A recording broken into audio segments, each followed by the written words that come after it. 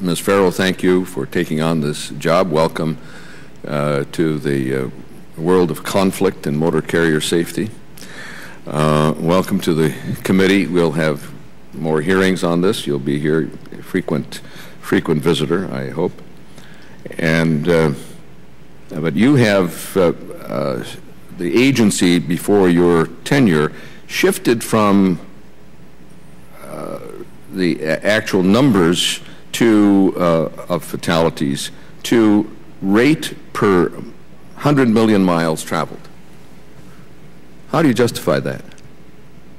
How do you know how many 100 million miles have been traveled? You don't have your own independent data. The agency does not maintain this. Only 2% of trucks are being inspected. You don't have the personnel. States don't have the personnel. How can you determine how many 100 million miles have been traveled when you don't? There aren't onboard recorders to tell how many miles any individual truck. Where'd this number come from? Much of our I believe the data is through our Federal Highway and actually NHTSA processes. Now, I will tell you, under the leadership of Secretary LaHood, he formed a safety council of the modal administrators of the U.S. DOT. We are all a part of it. High on our list of areas to address is the commonality, currency, and appropriateness of how we are reporting our data, as well as the analysis of that data. And the use of both a rate based on exposure, vehicle miles traveled, as well as actual people, because that's finally who we're talking about, are two very important components when we're identifying and measuring and reviewing our performance in the area of achieving great safety gains. So I will tell you, certainly it's a point of vigorous discussion in the department. See, on the one hand, I've been at this for a very long time. And on the one hand, the industry would like us to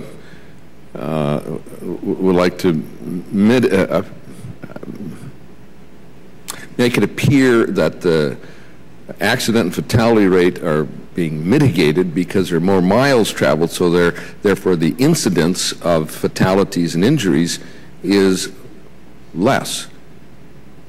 You're traveling more, but you're still killing nearly 5,000 people a year. Still over 90,000 injuries involving trucks. The goal should not be to, it's like the clean water program. And the early answer to pollution was to dilute the pollution. A large body of water, toxics and nitrogen and phosphorus and other, just put it in and then it would be diluted. And so the effect will not be so great as if it were in a smaller body of water. 5,000 fatalities over several billion miles traveled looks a lot less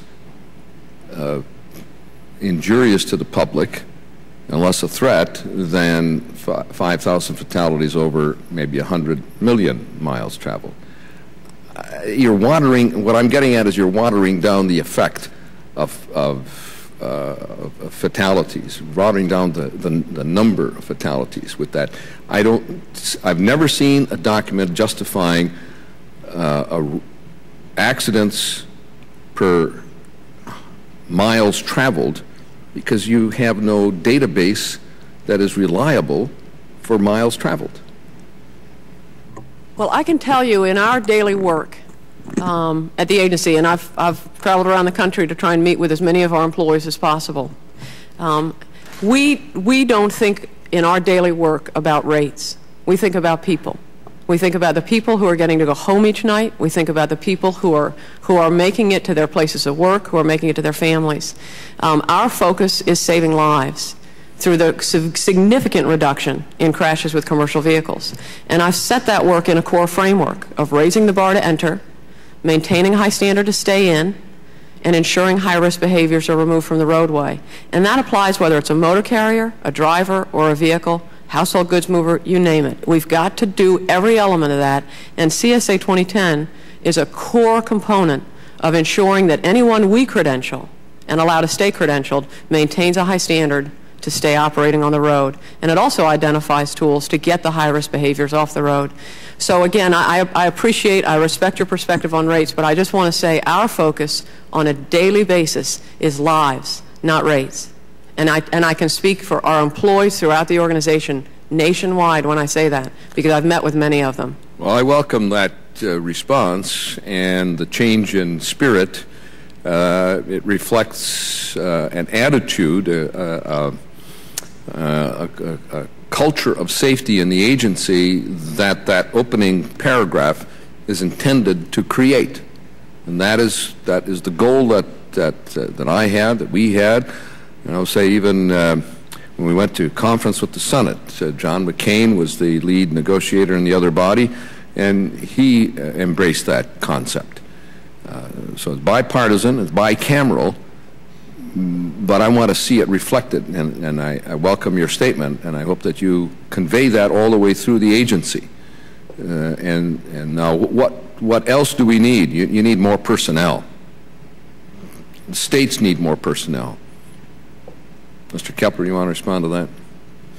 Yes, Mr. Chairman. I think if you look at our written testimony, back to Administrator Ferro's point, we look at it in lives saved. In 2007, the activities funded through the Motor Carrier Safety Assistance Program, roadside inspections, traffic enforcement, and compliance reviews on the order of $300 million, returned $5 billion in safety benefits just from the 866 lives that were saved in 2007. We think it's a very good investment of tax money. We're getting a higher return on our investment. So to your point on increased resources, we need to continue to fund those things that are working, and those things are working. And those are all key components of CSA 2010. All of those activities are fueling the data that's providing all these interventions and all the outputs that we're trying to achieve. In your review of safety, Ms. Ferro, are you also incorporating the information from the National Driver Register? Pardon me, in the incorporation of data on CSA 2010, yes, utilizing our violation data, you know what? I will have to follow up on that. I urge you to do that. Yeah. I think that is the National Driver Register is a valuable tool, vital resource on drivers with multiple records of bad driving, of where they've had their license suspended or revoked or otherwise affected from bad driving in one state and go to another state, try to get a license. And I will speak to that. I apologize. The NDR is not part of the CSA violation measurement system.